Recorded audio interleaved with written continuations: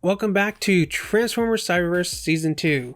Today we're taking a look at episode 16, Ghost Town. We begin this episode with Bumblebee telling Cheetor how much he's going to love Cybertron. Kinda reminds me of this scene in Beast Wars. Man, when we get back to Cybertron, I am gonna take you to this sweet little hole in the wall where I guarantee... Dinobot! He ain't gonna be there. But then we see Windblade stealing the Allspark. You know, it's too bad they kinda spoiled this in the Season 2 trailer. I wonder if it would be obvious just going into this clean that Windblade is being controlled by a Titan. I mean, if you know anything about Windblade, you know that she's a city speaker. So you should still be able to surmise what's going on by the fact that her face paint is glowing. Or who knows, maybe not. Well, we cut to Starscream once again sulking that he lost his power. Turns out he's talking to Teletran in kind of a psychiatric situation. I didn't know Teletran X was qualified. Really reminds me of Rung from IDW because, well, what other psychiatric Transformers do you know? Also, did you notice this thing coming out of the wall beside Starscream's bed? It looks like it has energon running down it. You don't think it's a drinking fountain, do you? Or, you know, it could be the Transformers equivalent of a toilet. Man, you really don't want to get those two confused. But thanks to a scene a few episodes ago, we do know that the Transformers have to use the potty. Although, as funny as it would be if that was a toilet of some kind, I kind of hope it isn't because of how full the small bowl is. Either Starscream hasn't flushed it, or he clogged it. Both pretty gross either way. Maybe it's like in a real jail cell where it's a sink-toilet combo. There's a sink for fresh water, or energon in this case, on top, and then maybe the yellow bottom part pulls out and becomes a toilet itself for Starscream to do his business in. Anyways, enough toilet talk. On with the episode. Optimus, Bumblebee, Hot Rod, and Cheetor all track down Windblade to an alien planet that seems to have once been inhabited but is now devoid of life.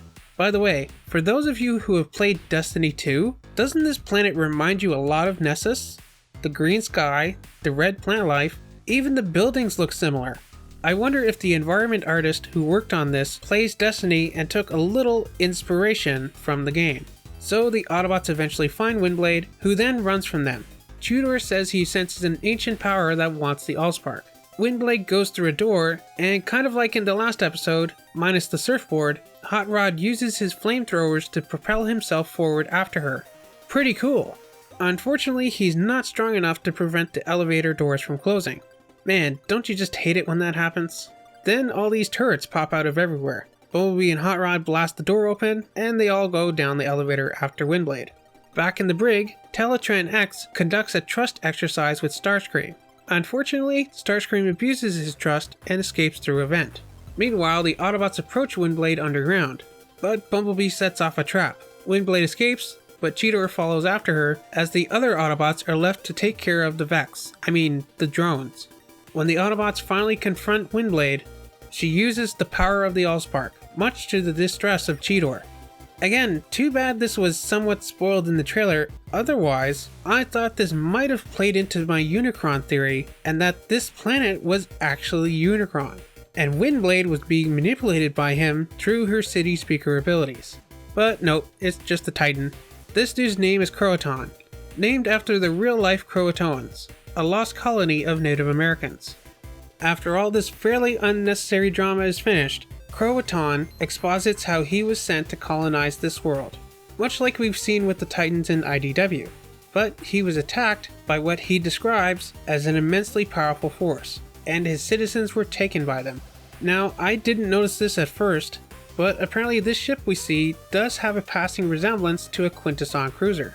So the theory online is that it was the Quintessons who took Croatan's people. The Quintessons have been known to be slave traders.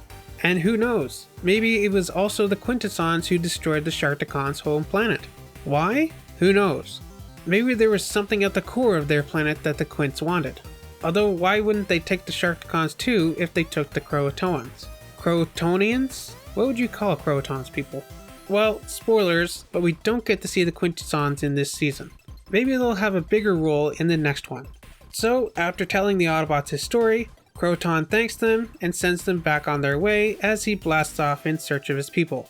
Geez, I really hope we hear from Croatan in the next season, and this isn't just left as a dangling plot thread. especially since, as Starscream is escaping from the Ark, he bumps into Croton and latches onto him.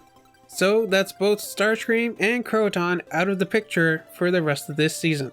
Who knows what hijinks they'll get up to in the next season. Overall, this was a pretty cool episode.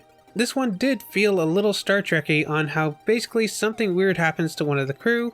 They have to send an away team down to an alien planet, an away team that always consists of people in the core cast, like the captain and second officer, and not, something that would be more realistic like a bunch of random officers. Although I guess it does make sense that they'd send Windblade's friends after her. But who was in command of the Ark when Optimus was gone? Who is his number 2? And no, I'm not talking about toilets again. Who is the Riker to his Picard? The Spock to his Kirk? And now that I think about it, I'd love to see a Transformers Cyberverse episode that focused on some of the background Autobots. Or at least one of them, like our boy Red 5, aka Luke.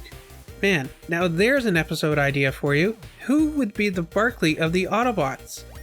Just some regular, socially anxious generic bot who wishes he was friends with the core cast. But anyways, yes, this episode felt very much like something out of Star Trek. And the next episodes, which are the last couple episodes of the season, feel even more like Star Trek. Or at least the last episode does very much. The next episode may have some other influences too. But you'll have to wait until the next episode review to hear my thoughts on that one. For now, don't forget to leave a comment, like, subscribe, all that fun stuff. And I'll see you back here for the penultimate episode of Transformers Cyberverse Season 2, Perfect Storm. See you then!